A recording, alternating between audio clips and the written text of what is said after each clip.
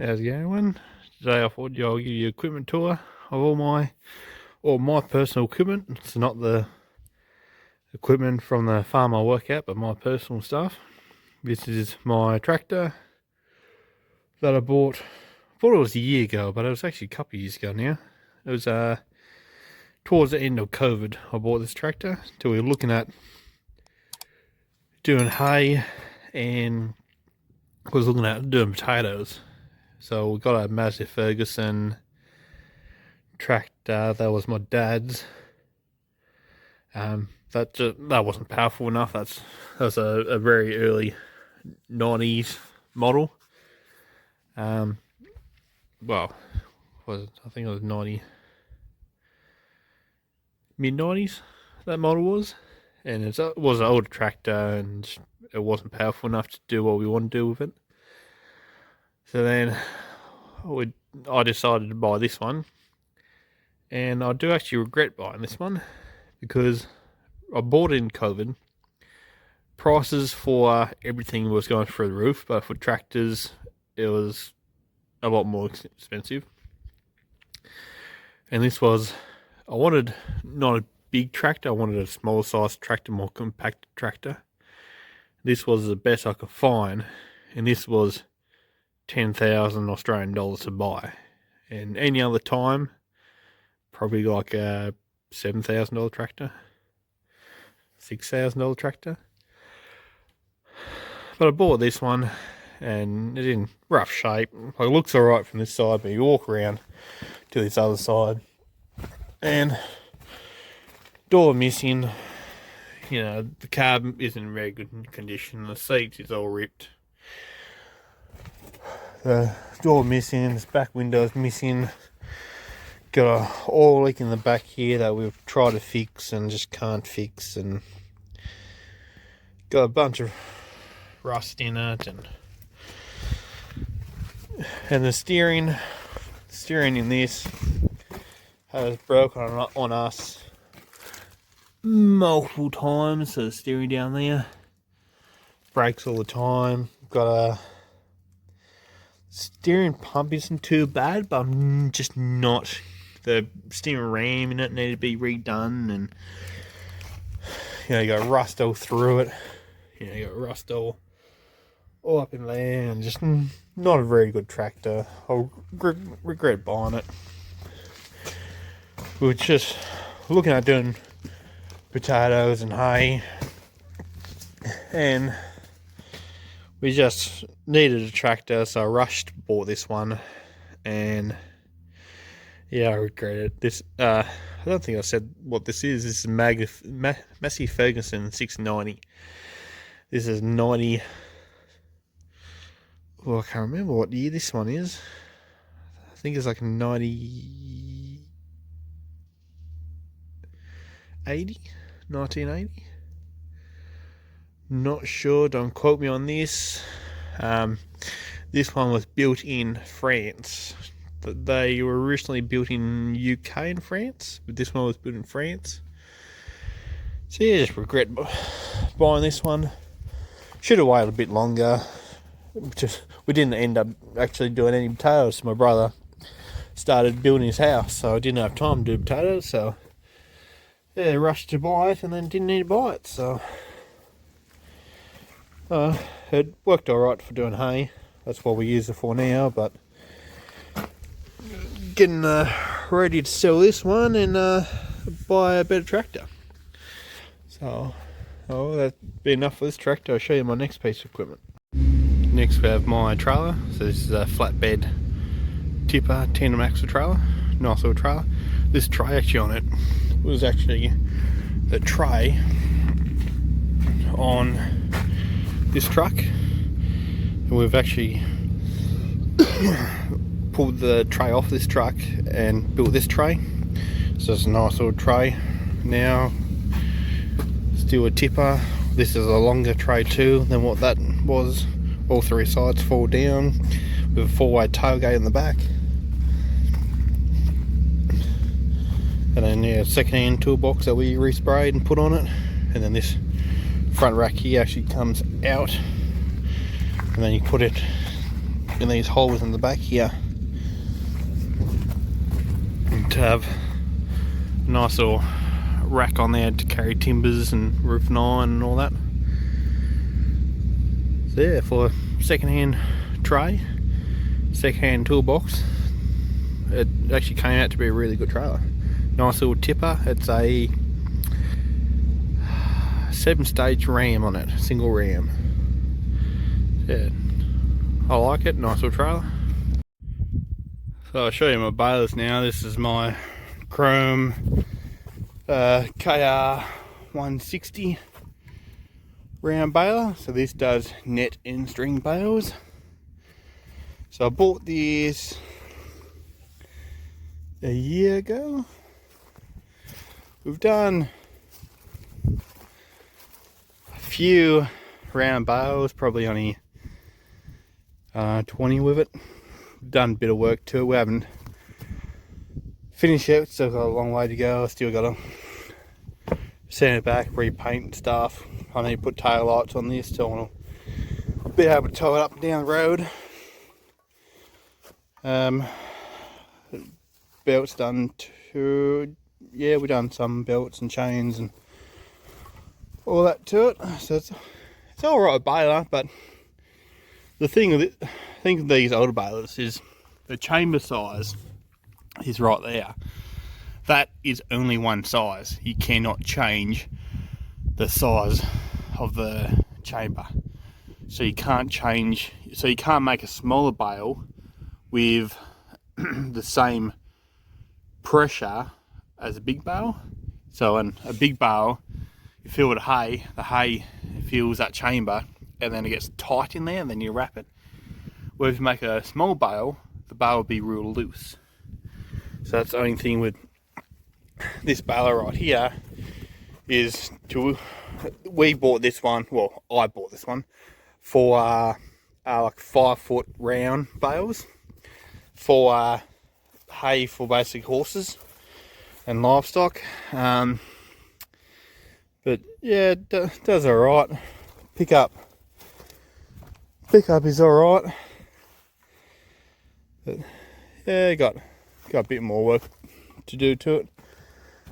And if we walk over to here, so I've got this square baler. This is my spare baler, and also my parts baler.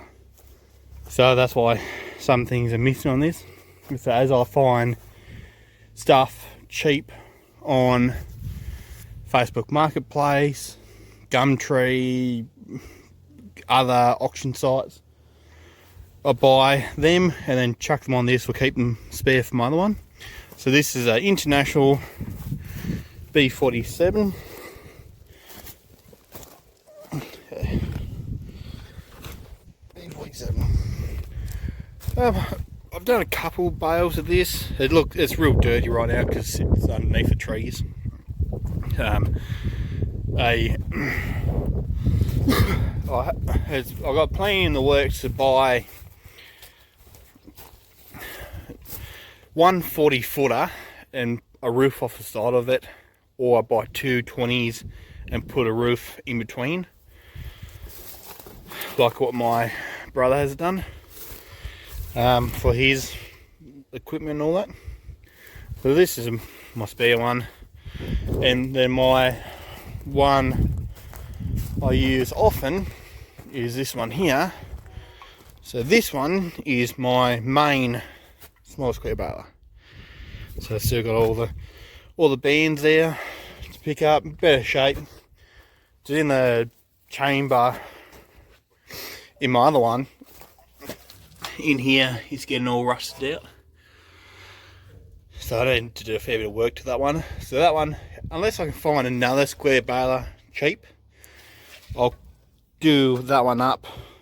But if I find another cheap baler, I'll keep that one just for parts, so then I'll have a main square baler and a backup square baler. Because even though I don't have my own land right now, I've got a couple places where I can get some hay off and do a bit of custom work for them. But the plan is in the works for me to buy my own place, like 100 acres at least. 100 acres will be my minimum. Maximum would be like 500. Because if I got any more than that, I'm gonna have to hire workers. And when you hire workers, it's just an extra cost for you, and then more money they have to make to pay them. So that shouldn't be there. That actually should be in my toolbox. Set that there, and I'll grab that later. Yeah, so that's my spare round baler, square baler. That one, which is another International B47, if I can swap parts in between them. Then I got my mower. I don't actually know what brand this mower is. I bought this off at auction. So this is a 7 tortoiseshell, 6 tortoiseshells. Oh, this is what we call tortoiseshells, but they are, what's the proper name for them? I can't remember the proper name for them. But yeah, we've used this, done a couple of hectares with them, with this mower. And Bruce, so that by there, I bought that for $1,000.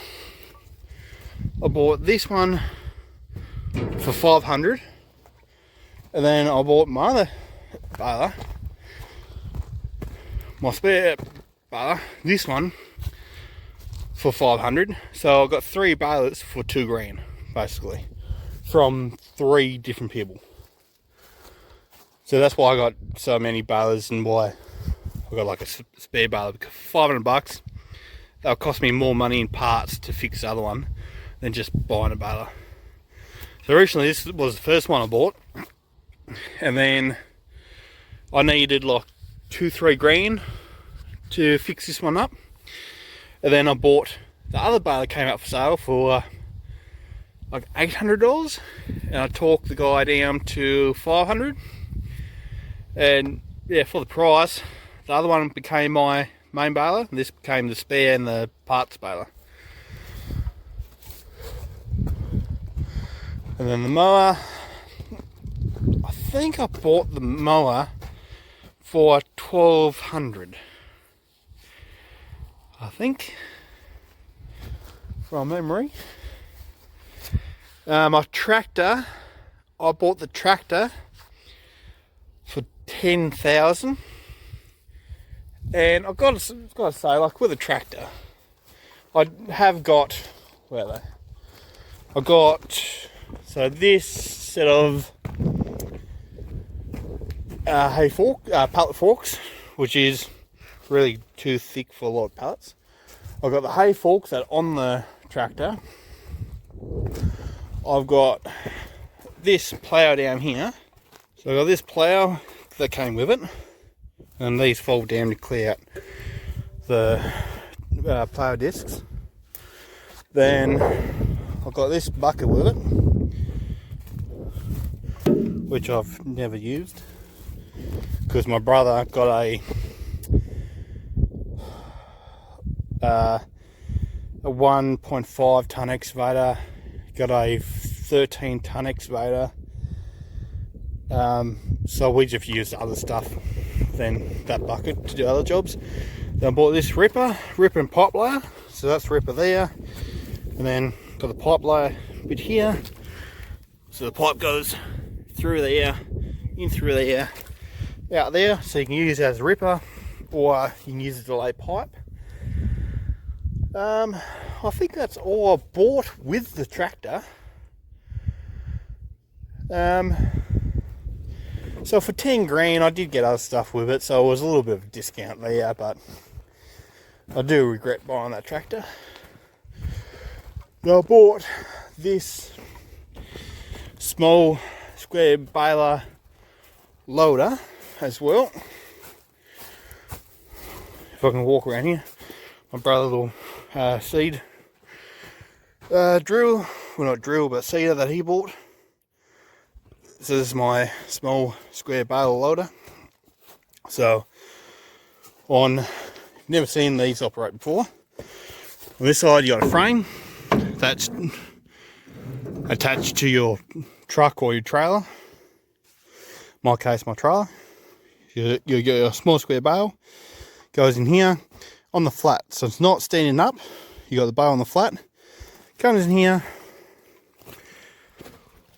You got this double set of spikes or grabs. They'll flip the bow up. So the bow will come in, get flipped up, and the single one will help it travel all the way to the top. And when it gets to the top, it will, if I can climb up onto my square bar.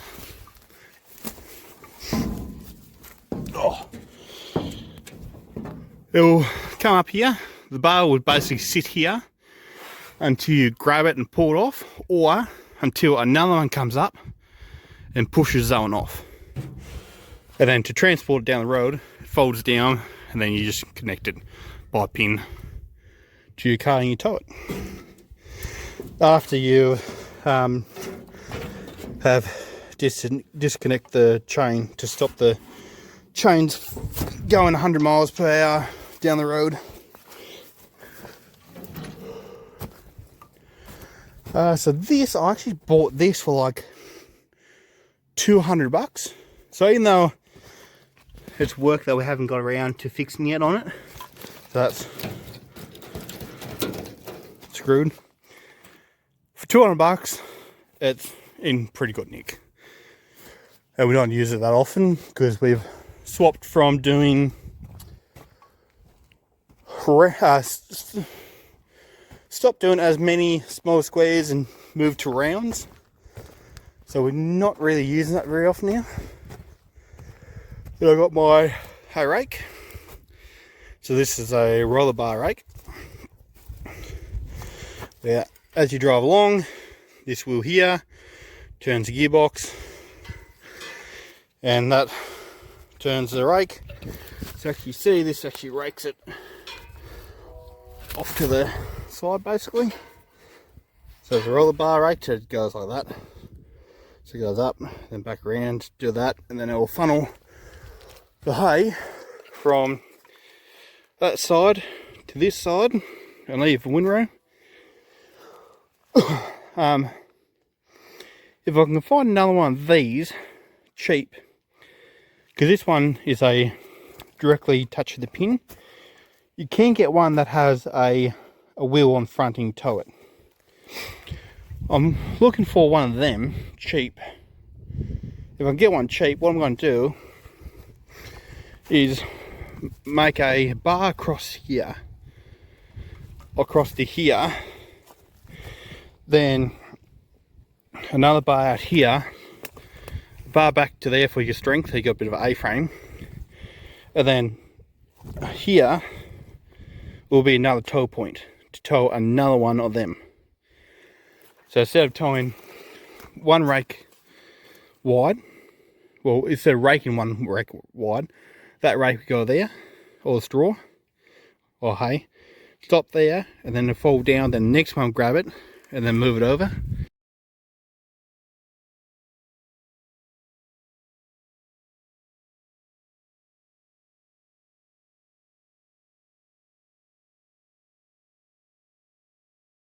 From raking twice as far. Or if I can find, because that way when I'm done I can disconnect it there and then build another tow hitch down on the bottom, then I can tow both of them in one single line to go from place to place. Because some places I go, the gates ain't very wide and laneways ain't very wide, so I can't have, like a bit in Australia but mainly in the US, you have the real long rakes and they have like, I don't know, 8 different wheels on them, and they just won't work where I'm going. I would have to like change how the hitch work and all that. The one, or the older ones that are around here, the newer ones fold up a lot better.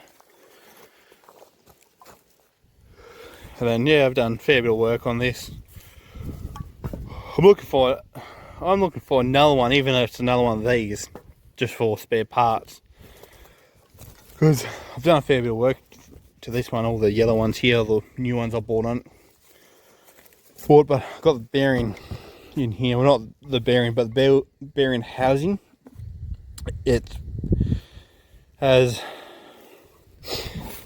basically come apart on the inside. We have temporarily fixed it, but the housing itself, so this housing here, that's like $500-600 just for that housing. This whole rake,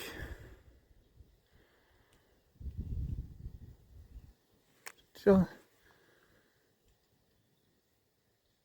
no, this rake I bought for $550. I should pay for this rake. So that housing is nearly the same price for this whole rake, just for a replacement. So that's why I'm looking for another rake, and then just buy another rake. Then I have all the spare parts, and I'm saving money basically. That's why if you ever drive down a country road and you see a farmer who has basically like all this equipment like this, and you go, why do they have all that old junk just lying around? That's why, spare parts. Because like, there's a farmer near us. This rake here, B47, probably the most popular small square baler at the time. And I know a farmer, he literally has about 20 of these balers. He does not sell them. He does not sell parts off them. He keeps them all locked up, all in a shed. And a lot of them ain't in very good shape, but for spare parts. And he got about 8 working, and then he has all them spares. And then eventually when he gets more land, or he's doing a bit of contract work and needs another baler, he will fix one of them up, take parts of other ones to fix that one up, get another baler going.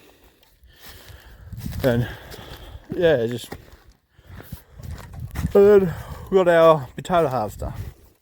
So this is a potato harvester that I probably would actually sell. We're not using it. And my brother wants to go a different direction. He doesn't want to go a harvester like this.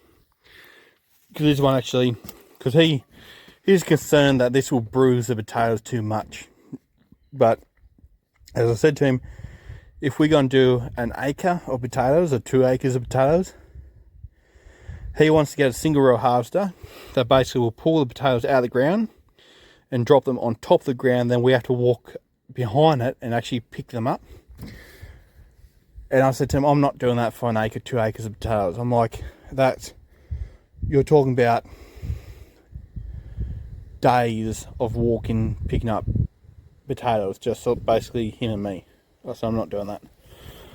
So I don't know if we're going to do potatoes. But this is a single row potato harvester.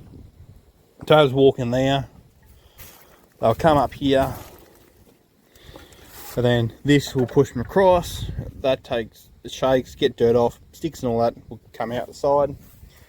Come up here. And then around here. So again, it comes up here. Then this will push potatoes off onto this belt. And then basically here you have the person standing. So yeah, the person standing right here, basically leaning against the back bar. Potatoes will go up there, drop on there, and as they come up here, they'll pick rocks, clumps of dirt out, chuck them here. This will go out. The chute is facing the wrong way. Sorry, no, it's facing the right way actually.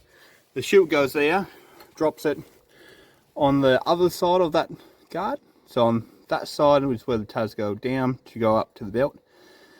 That side there, they drop on there. All the sticks, rocks, clump dirt will go out off that belt. And then all the potatoes keep going. They fall off that chute there. And then, so here, you got this frame. This frame actually holds this belt. So this belt here is 6 meters long. feet along.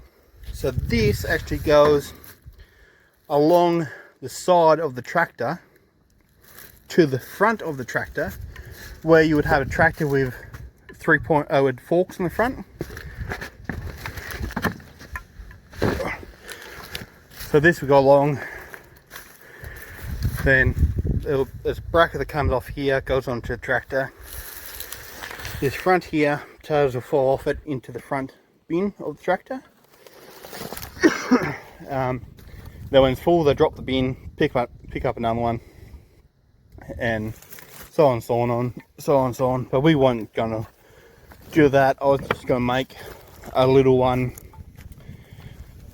like I don't know, a 2 meter one that basically just went from here up higher to like up here, then drop in the trail of the ute basically, and that was it.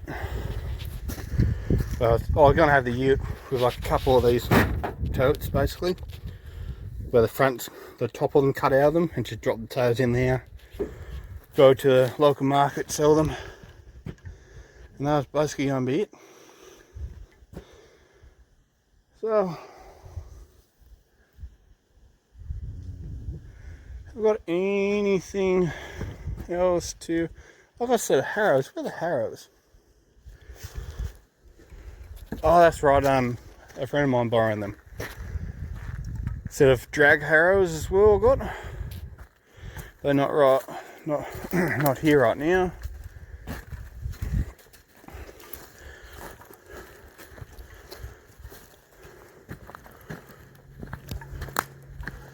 Check.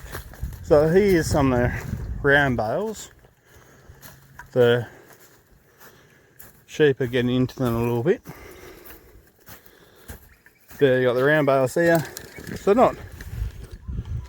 that's the full 5 foot bale that you see there.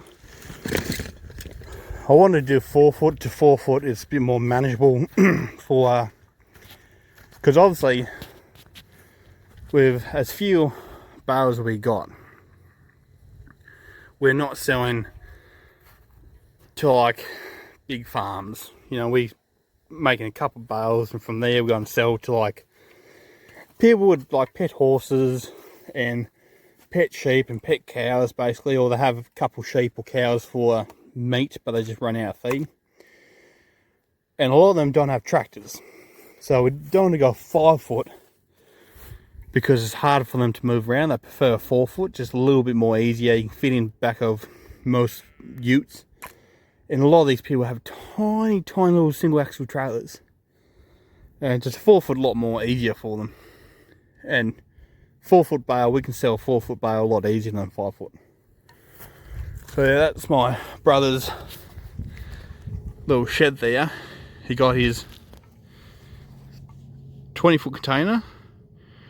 Then behind the big stack of hay, so right here, is another 20 foot.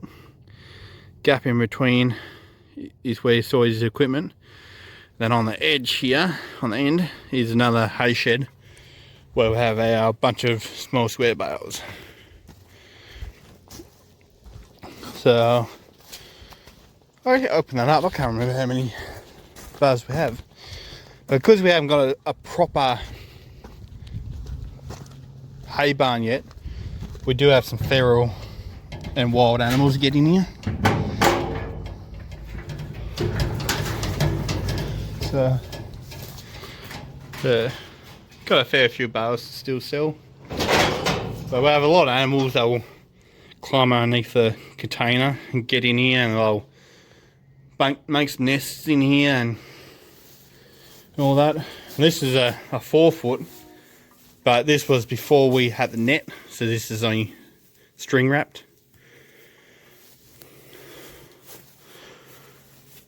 Which to that father can do string in net. There you got another 60 squares to sell in that round. Come on, back here. Come on, I'll lock you in. Yeah, now. That's right.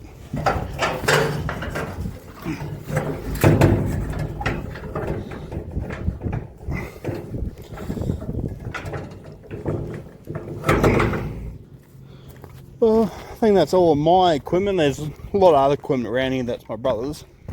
So this is the tractor, my dad's tractor that he gave to my brother. So you see it's just an old... So this wasn't powerful enough to run the potato harvester and to run the balers, the small, small square balers.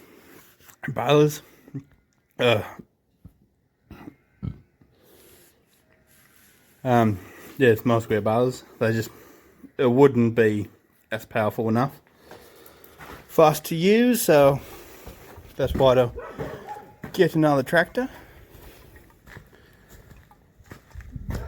And yeah, so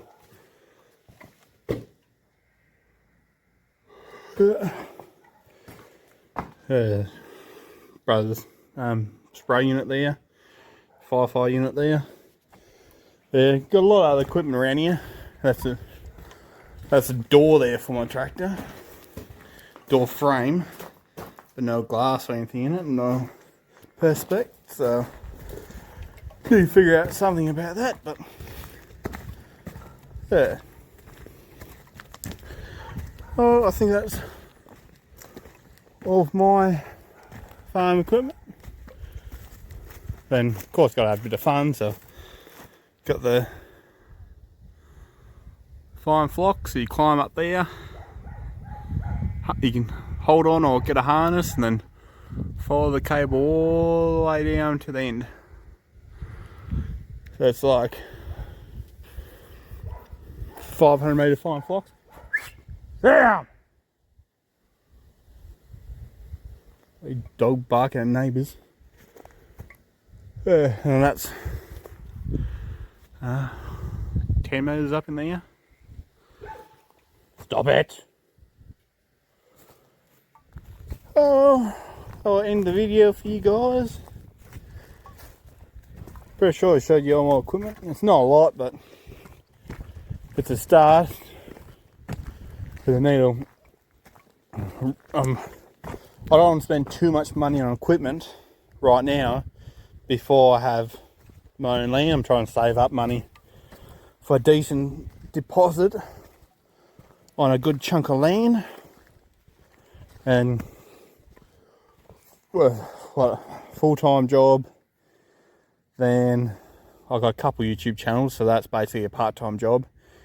Then farm my own stuff, and my brother farming some of his stuff, and he got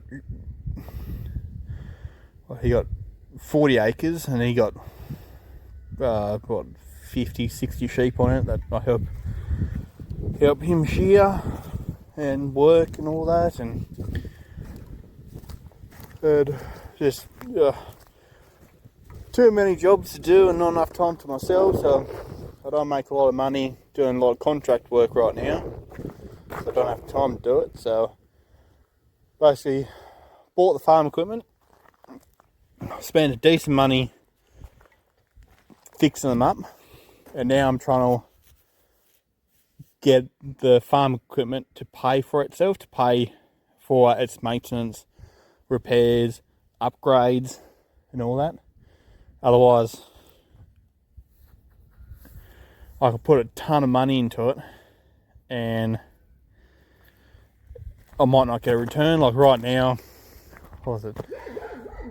Damn! Repairs and all that, I'm probably about 15,000, no, probably 20,000 into buying equipment, paying for repairs and all that. And I probably have made 12 to 15,000 back in my own farm work and contracting farm work, so nearly paid for itself, and then I can start working on more repairs and upgrades.